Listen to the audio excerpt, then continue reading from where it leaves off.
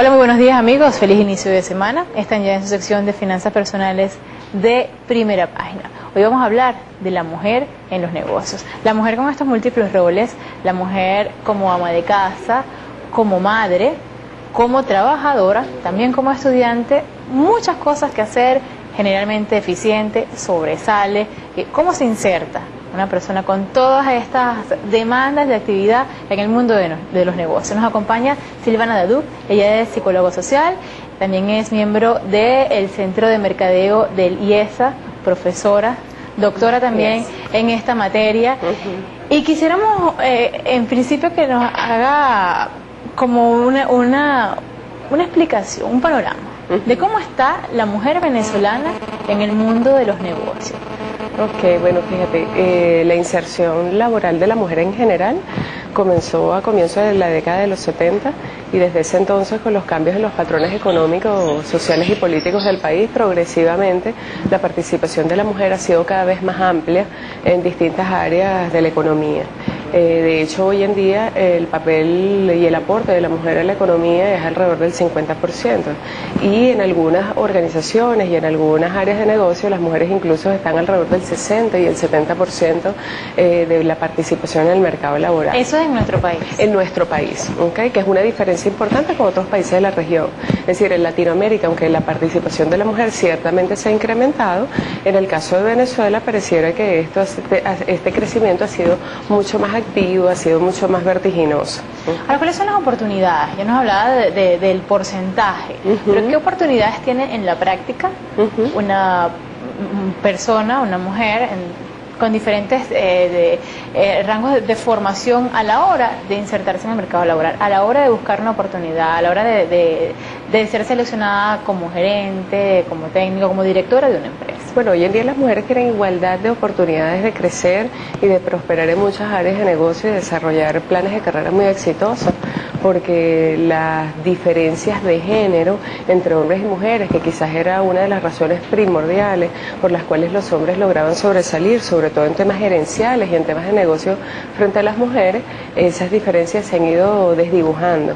Un poco la razón es porque quizás las barreras de las mujeres para crecer en esas áreas venían dadas por cosas como la maternidad, por ejemplo, la inserción tardía en los estudios, quizás las demoras en las mejoras profesionales por los roles que son propios de la mujer.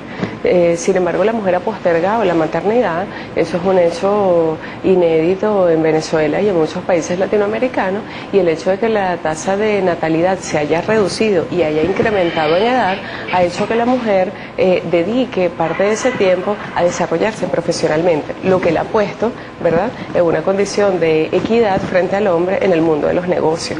Hoy en día las mujeres compiten libremente en muchas áreas y aunque ciertamente todavía pudieran existir algunos temas que se consideran discriminatorios, tales como el salario, por ejemplo, oportunidades de ascenso para algunas estructuras organizacionales, ciertamente las mujeres han mejorado sustancialmente respecto a sus generaciones anteriores. Vamos a detenernos en el salario que acaba de mencionar. ¿Cómo está la remuneración?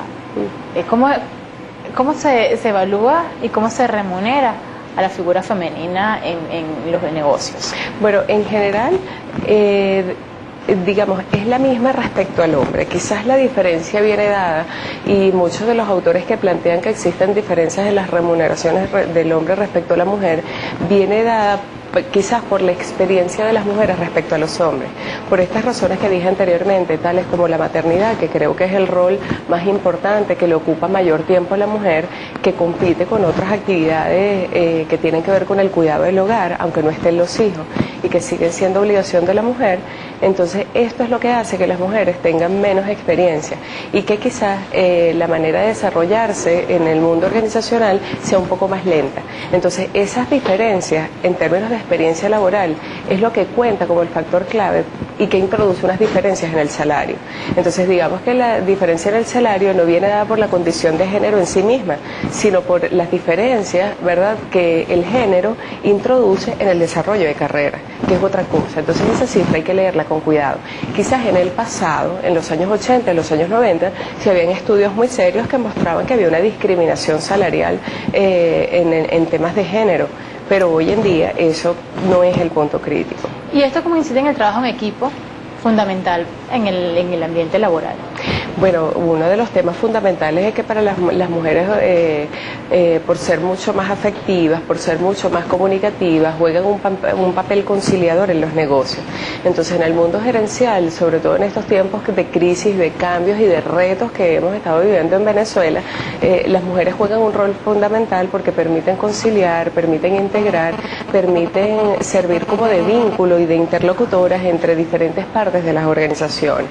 Esto ocurre mucho quizás en los modelos organizacionales más frecuentes, que son las empresas familiares. Las mujeres cumplen ese rol mediador, ese rol catalizador en tiempos de crisis. Ustedes acaban de publicar una investigación, un estudio, que si mal no recuerdo se titula La mujer en el mercado de las mayorías, y uno de los aspectos que abordan en el mismo es cómo la figura femenina, cómo la mujer determina el consumo de un hogar y el consumo, digamos, también de la sociedad. Vamos a ver un poco acerca de esto, es decir, cómo se marca el patrón de consumo dependiendo del criterio de la figura femenina, bien sea madre, abuela, trabajadora, simplemente una mujer soltera, porque es independiente y también lleva las riendas de su hogar. Ok, lo que pasa es que en Venezuela los sectores populares, que ocupan alrededor del 80% de la población, por eso es que los denominamos mayoría, las mujeres juegan un rol fundamental en la disciplina financiera, en la disciplina económica del hogar, incluso cuando el nivel educativo de la mujer es muy bajo. Porque toda la familia se va organizando en torno a la mujer, y la abuela sigue siendo una figura central en estos sectores. ¿Qué ocurre? Que la madre y esta abuela, por ejemplo, que tiene una participación muy activa, que no es la abuelita tradicional que nosotros podamos imaginarnos, tiene un efecto importante sobre la economía del hogar, porque usualmente existe, dado que en estos sectores pueden existir varias familias coexistiendo en el mismo espacio físico, y por tanto pueden haber distintas economías que pueden provenir de los ingresos formales e informales. Usualmente la mujer suele ser como la persona que recoge parte de la finanza y es la que administra, digámoslo así, el pote familiar, por ejemplo, para la compra del mercado, la planificación del hogar en temas de arreglos para la casa, planificación de proyectos familiares, y usualmente este patrón que la mujer instaura dentro de la familia tiene una fuerte influencia sobre los hijos. Y a su vez, sus hijas, cuando se casan y vuelven y hacen vida en pareja, traen consigo esos hábitos de consumo, y los hombres suelen adherirse a los hábitos de consumo que las mujeres, ¿verdad?, llevan al hogar. Entonces, en este sentido, la mujer juega como un rol predominante en la transmisión de esos hábitos de consumo, ¿verdad?